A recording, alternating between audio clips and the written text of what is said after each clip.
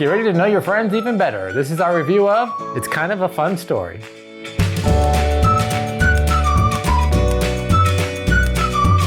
It's Kind of a Fun Story is a player-judge game about sharing life stories. And just like life's, it has its ups, its downs, and there were some awkward moments too. We've played other games like this before, but the thing I like about this one versus other ones is even though it's basically an icebreaker game, it's still a game with a winner. We'll tell you more about it after this quick how to play.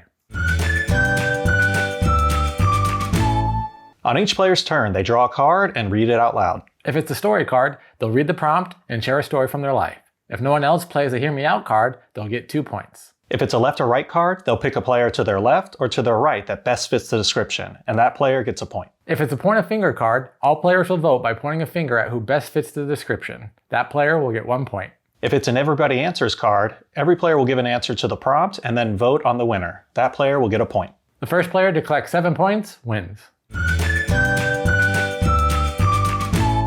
We were given a copy of the game from the publisher so that we could do this review video. If you'd like to find out more information about the game or to get a copy of the game, check out our links in the description below. We met up with the creators of this game at PAX Unplugged in 2023 and they gave us a copy of the game. And we've played a lot of games like this before where you have cards and they're like icebreaker questions. For example, you're going to tell a story and your story is going to be, what was your most memorable birthday? So cards like that. We've played a lot of games like that over the past few years, especially before we really started getting into heavier games. We used to play a lot of games like that. But a lot of those games are always ask a question, do it, whatever. You're not really trying to win the game. This one, I feel like you still have a strong sense of, ooh, I want to win the game. When you're playing cards like the point of finger or the left or right, not only are you thinking about who best fits the description, but you're thinking, well, they have 6 points. And even though they kind of fit the description, I don't want the game to end. So I'm going to give it to this other person. So I still feel like there's a driving force to actually win the game, while also being an icebreaker game where you'll learn about the people that you're playing with.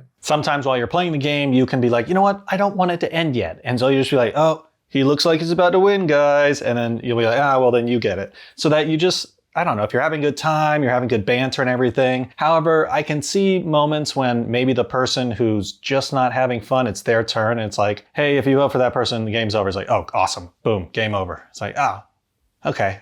Like, on to the next one. While playing the game, there are 4 types of cards, but the main type of card that you'll usually be answering will be the story card, which is the pink card, which is going to have the prompt on it, like the birthday prompt that I told you a little bit ago. So you're going to draw the card, and then you're going to read the prompt, and then you're going to give a story.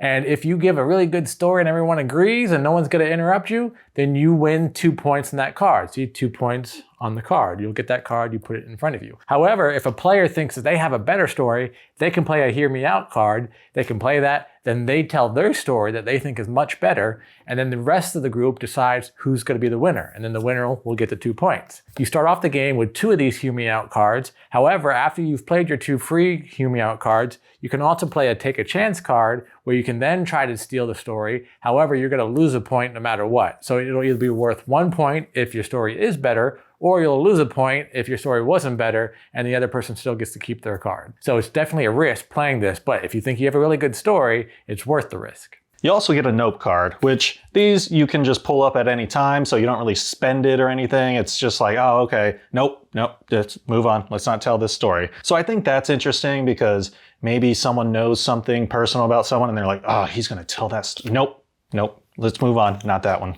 The other 3 cards that you could possibly draw are more like a regular player judge game where it's going to be point a finger where you're going to read a prompt and then everyone points at who they think best fits that description. You have the left or right where you're choosing, or you have the everyone answers where everyone answers and then everyone chooses who's the best. So a typical player judge. I like the other 3 because while you're telling the stories, it can break up kind of the monotony of, oh, I'm going to read a card, I'm going to tell a story. I'm going to read a card, I'm going to tell a story. Because you have these other cards that are more like a gameplay type of a thing where you're going to do it and then everyone has to be involved and everyone's playing and participating, or everyone's thinking, oh, left or right, oh no, that person's better, you should choose that person. So I like that that breaks up the story. So it's not just tell a story, tell a story, tell a story. There is that gameplay, which adds to what I was saying, where it does feel like a game. It doesn't just feel like an icebreaker type of a thing. I can see where if this game became like a regular where we bring to like little parties or social gatherings as an icebreaker, I can see me just kind of going through, removing all the ones where it's like, I don't like that, I don't like that, and then play with the ones that I think are really funny or would really get people laughing or telling stories, right?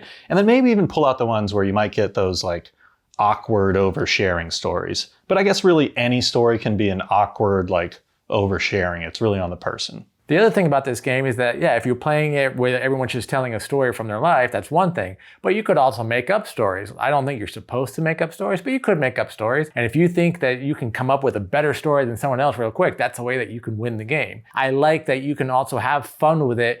And even if you're like, oh, I don't really have a story for this, but if you can make up a good one, you can still get those 2 points.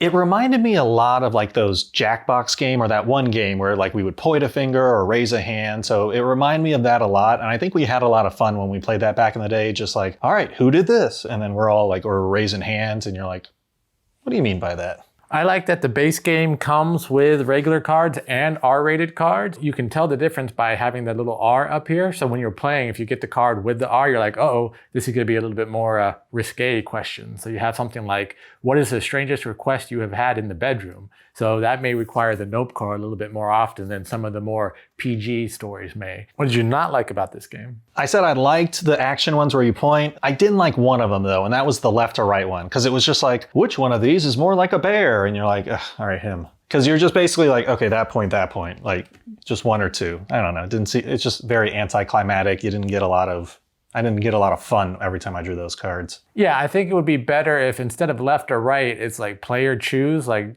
that you can choose someone at the table. So you have the pointed finger where everyone points a finger and whoever gets the most is the winner of the card. But the left or right, well, what if these two aren't? Well, Lee better fits the description. He's sitting across from me. He's not to my left or the right. So it should be that like player choice. Like I can choose. I can't choose myself, but I could choose who it is rather than just left or right.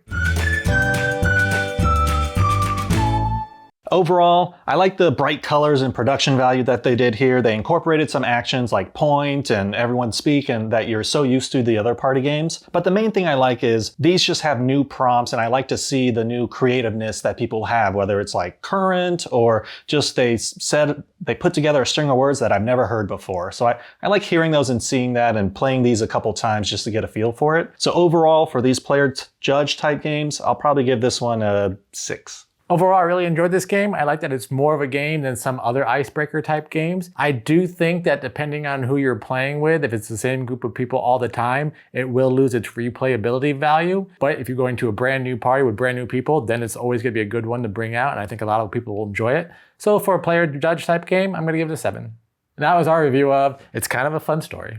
What'd you think? You ready to overshare your life story? Let us know in the comments below. Once again, we'd like to thank the publishers for sending us a copy so that we could do this review video. If you'd like to find out more information or buy a copy, check out the links in our description below. And as always, if you're enjoying our content, please like this video and subscribe to our channel. Until next time, I'm Lee. I'm Kenny, and go party like a board gamer.